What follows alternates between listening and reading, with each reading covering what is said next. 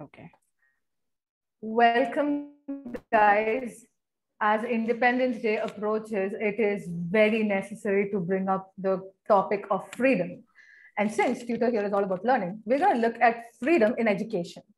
So, today, on the panel of discussion on freedom in education, we have two contemporary educators, Nabila Naqvi, who is a social studies teacher at Gyan Sagar Girls International School, and Surya Gayatri Nair, who is a tutor and instructor at White Hat Junior. Welcome, guys. Hello. Thank you. Hello, Thank you. Parvati. Thank you for calling us here. Yeah. So, as contemporary educators, what do you?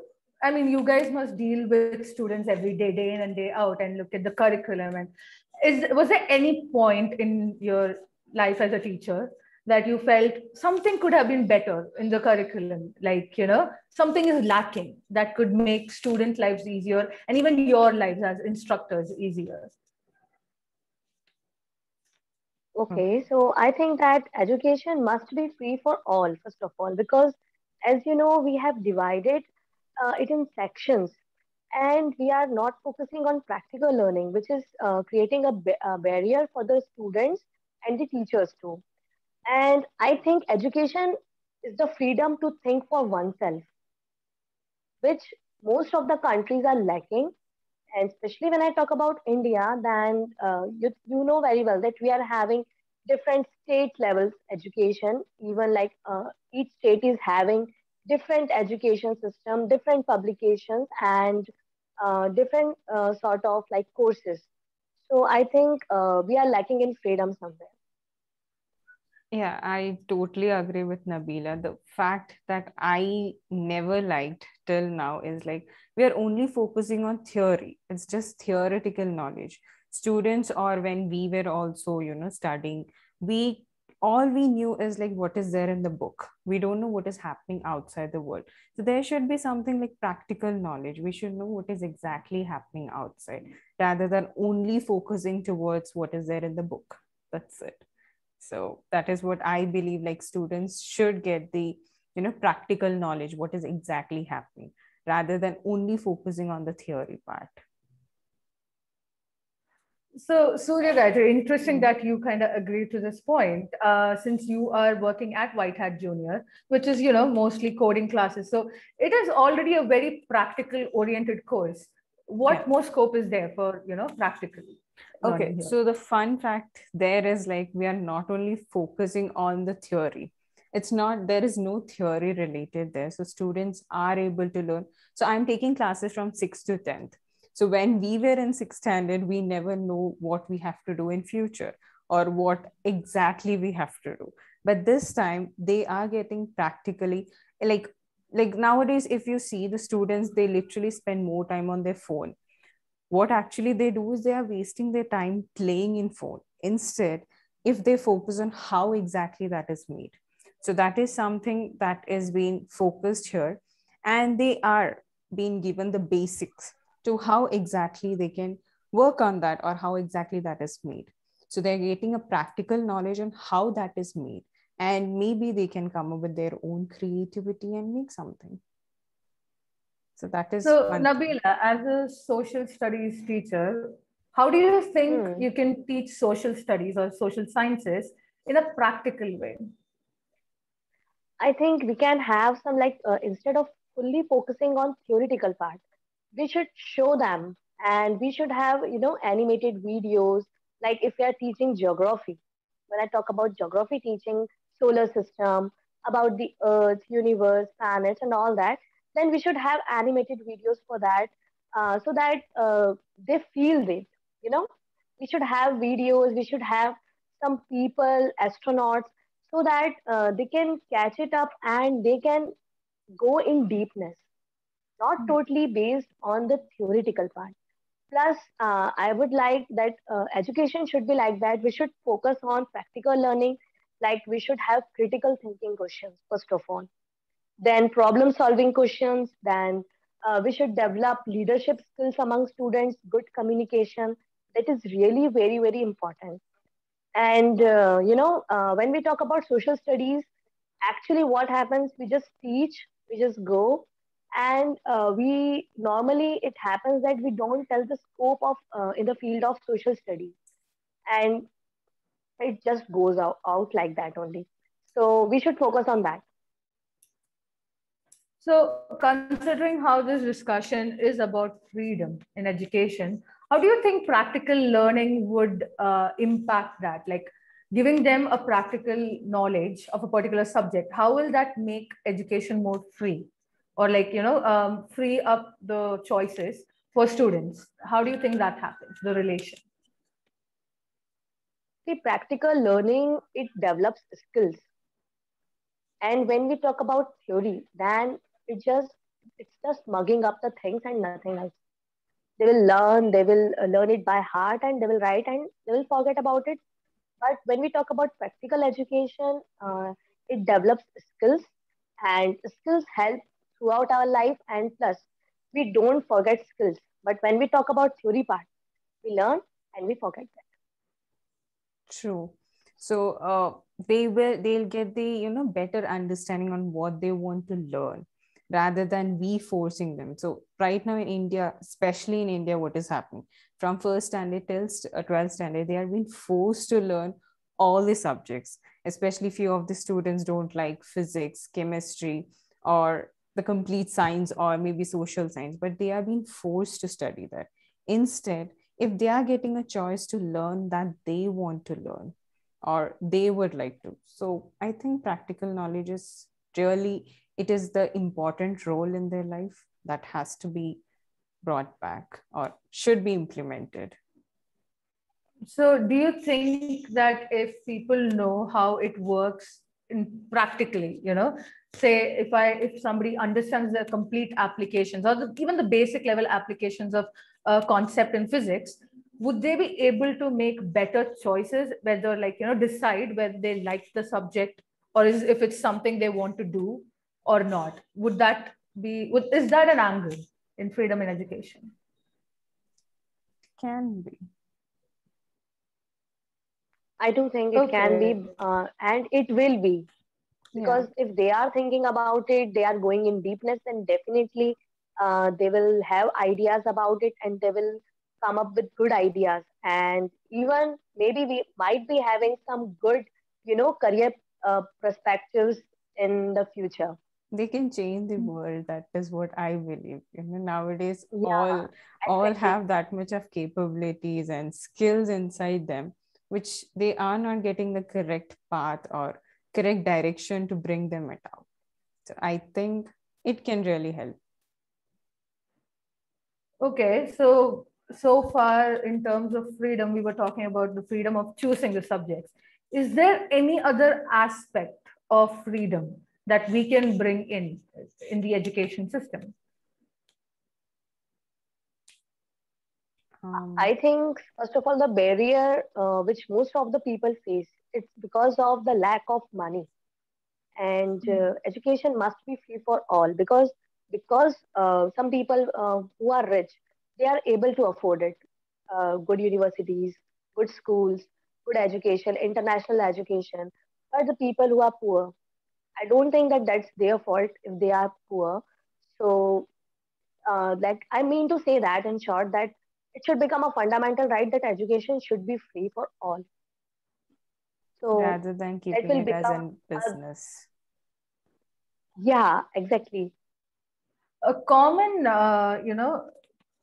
argument when it comes to making education free for all is that, it's the fees that ends up, paying the teachers. That's where the teacher's livelihood comes from, right? And even the school, if it has to run, it needs a basic expenses that needs to be met.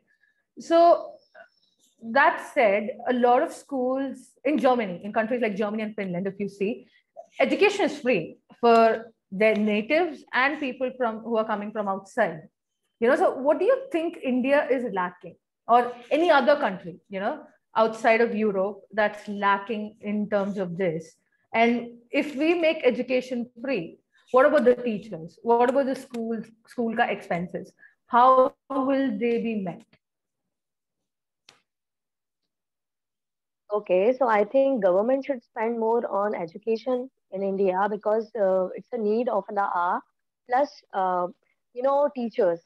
Uh, Already in countries like India, teachers are underpaid, and that's a fact that teachers are underpaid in India. So government should spend more on improving the education system of India. Plus, they should include vocational education and practical learning too, because we are fully on theory basis. We say that we are doing practical learning, but it's only, I will say, 10%. Hmm. So that's not really good. And our education system, and according to educational index, we are on 35th position, so which needs to be improved. And we should do something to, as we know that the best education system is there in Finland, UK, and USA. So we should match it up, and we should see that what's the difference, and we should overcome that. I totally agree with Nabila. So she has covered all my points there. Thank you. Okay, so if government were to spend, I mean, in a country like India, where we are still developing and we are quote unquote kind of poor, if I have to be very honest. So, like, True. how do you think government can handle that? Like, what changes do you think should come from the top?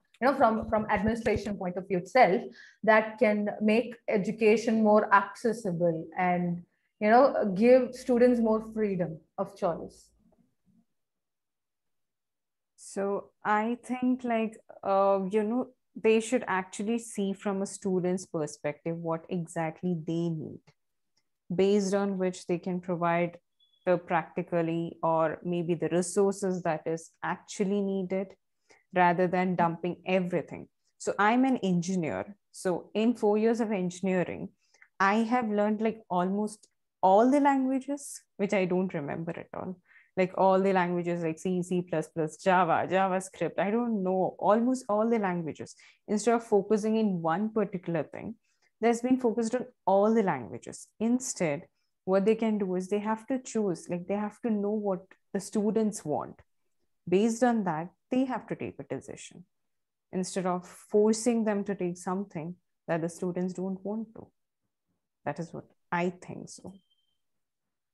So on that note, there's again another popular argument on this subject is that some subjects, are interconnected. For example, I remember telling somebody that, oh, I don't want physics, I don't like physics, and all of that. And like, I remember being told by that person, you need physics to understand chemistry.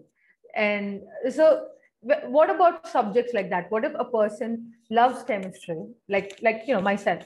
I loved chemistry, but I absolutely hated physics. But then both of them were kind of interdependent in a lot of ways. So, how do you think we can bring that kind of freedom when subjects like these are interconnected?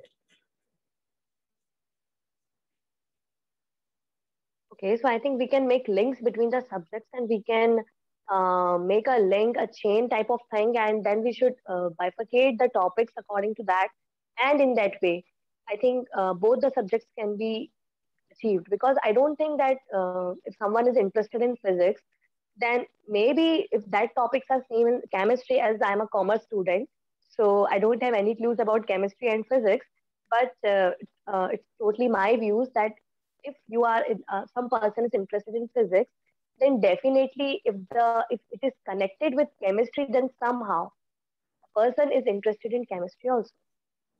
So there can be a different ways of, you don't have to literally learn physics to learn chemistry. So there can be certain things that can be made them understood that this is useful when you're learning chemistry. Some part of this is useful. Just understand what exactly is that concept instead of rather learning completely physics. Okay. So currently, so far we've been discussing the academic side of things. What about people who are not into academics? Our sports persons, and recently we won a lot of medals in Olympics. We even got a gold yesterday, and Gold that yesterday. all of this has brought up a narrative that sports is not given its due diligence in our academic world. We are all focused on textbooks and traditional subjects, and we kind of give sports a handed attitude. So do you think when you talk about freedom in education, it also should apply on mainstreaming, extracurricular activities? And it's not just the sports, you may have somebody like Lata Mangeshkar in future, who wants to sing and focus on that and does not really want to, deal with the textbooks. So do you think freedom should also apply in that sense? Yes, it should, because I believe that India is full of talented people, not only in India, outside as well. So, due to just because of this books, all these talents have been hidden. We never know, like a student or a kid or a child would be like highly talented into something. So, right now in sports, also, the much thing that has been focused is on cricket. What about others like volleyball, basketball, table tennis, or badminton? There are so many other like sports. Or even hockey, our national Exactly. game. Yeah. Those are not Yeah. even being focused. So those things should also get more and more attention. There are so many dancers, singers, instruments, people who love to do. All those things also get a chance, so that people can come up with their own talents. They can bring them out. Yeah. So do you Okay, think I a great agree with day... Surya. Yeah, please go on. Yeah, I agree with Surya, but I think one barrier is there. That is the mindset of the people of India. You know, So parents true. are totally they are in a notion that education means academic. If their part is not scoring 70, 80, 90%, then he is doing nothing. So this mindset needs to be changed. Like you told that yesterday we won a gold. Definitely we won a gold, and we are having so many reels and posts on Instagram, but they are just for 2 to 3 days. After that, again, in home, wherever we will see, we will find that only that parents, whenever they come to PTN, they are mostly they are having just one concern: why my child percentage is so less? Tell us. So that's a big issue, uh, because to change the mindset, we need a lot of hard work and a lot of top support, because generally speaking and telling it, it just goes in vain. An interesting thing to note about yesterday's gold was it was, army is attributed, given the, True. Yes. credit for that, and which is very ironic because that is not technically army of a country is not supposed to be training sportsmen. It's supposed to be training, soldiers to protect our borders. And the sad state of our country is that we need sportsmen to be trained by army because either the parents are not rich enough or like ready to sponsor their child's, sportsman future, or like, there is no support from the education, the system itself. So I was wondering, right now, when you think of education, as Nabila said, it's all about, the typical subjects, school, basically, school and college. But, what if from the school level? So right now in college, you have traditional colleges, universities, you also have sports colleges, right? So people can actually concentrate on that. But the fun fact about sports is that the earlier you start, the better, right? So the time they spend mugging up all the concepts of maths and physics could be spent much better if they were in a school that is dedicated to their talent. So do you think this change in mindset in Indian parents can be brought upon if government and the system itself changes a bit to include mainstream extracurricular activities to the point where completing education, formal education in any one of those activities will be equivalent to having a high school degree, because that is what we are missing. Right now, everybody treats hobbies as, well, hobbies, singing is a hobby, playing cricket is a hobby, playing volleyball is a hobby.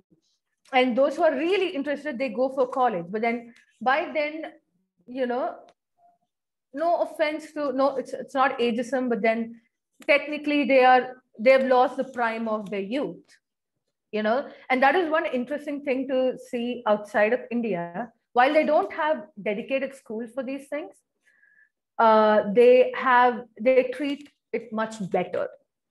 Like a high school senior can also be a baseball team's captain, and it's absolutely fine. There's no bar, oh, my beta cannot learn anything other than physics and maths. He has to be perfect. He has to go into engineering and nothing else. So my question again, let me reiterate. So do you think if you have primary schools, high schools, middle schools for these activities, for singing, for sports, do you think that can bring a change in the mindset? I think absolutely. It can because Because, yeah. huh. Yeah, Nabila, go ahead. You can go ahead, no issues. Okay, thank you. So, see, in our schools, I believe we have sports spirit, we have singing classes, some schools even have dance classes, but still they're not utilizing it. It's just for, fun time. That is how we consider it. It's just a fun time because we are having continuous classes from morning, in between 1 hour rest for the students. That is what they believe. That is what And is it's only going on. once a week. All these classes are Exactly. Once a week. So what if it is mandatory? That could bring changes if it is mandatory. So yeah. And like how we get a 10 Exactly. standard school percentage. If something we have for that, that would also matter. But if we make it mandatory, isn't that taking freedom out of education? Again, currently we are forcing people to learn academics. If we force co-curricular activities too, it's not forcing. Isn't that like, oppressing students further? It's not forcing because every student has some hidden talent, so they can choose whether they want sports, whether they want, singing, dancing, even the crafts also matter. So I think when the pandemic started, there was something called bottle art, which was like famous everywhere. Everyone used to do. Even that is also a talent. So why not whosoever is choosing that can take a degree on or certificate? Okay, I'm personally yeah, okay. I'm personally a classical dancer, and I always wanted to be a certified, classical dancer, and for which I have to take the certification course. What if I get it in the school itself? I'm getting a chance to learn. I'm being certified. That is something good thing. So, yeah. So for whosoever wants to do it. So suppose if I want to be a classical dancer, you want to be a singer. What if we get a chance in the schools itself? That is something good. An additional thing that we have learned there. We could gain something that we wanted to. Exactly. You are right. Absolutely right. I do feel the same. So considering, like we covered, how there's a lack of support from the administration, and by administration, I mean government, and from the parents itself. So do you think private companies and non-profits like Tutor Here itself can have tie-ups with educational institutions to start inculcating this culture of education? Of course, we'll have to go through a lot of hula hoops in terms of getting that same level of recognition for extracurricular and curricular subjects. But do you think private organizations are the way to go?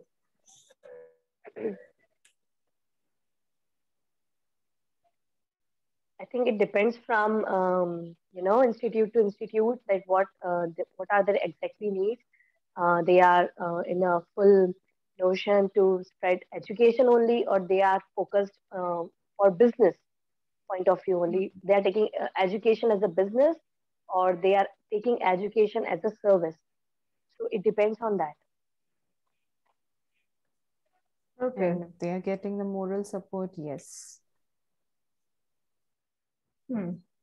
Okay, so I suppose we have covered all the topics that we could cover in terms of freedom.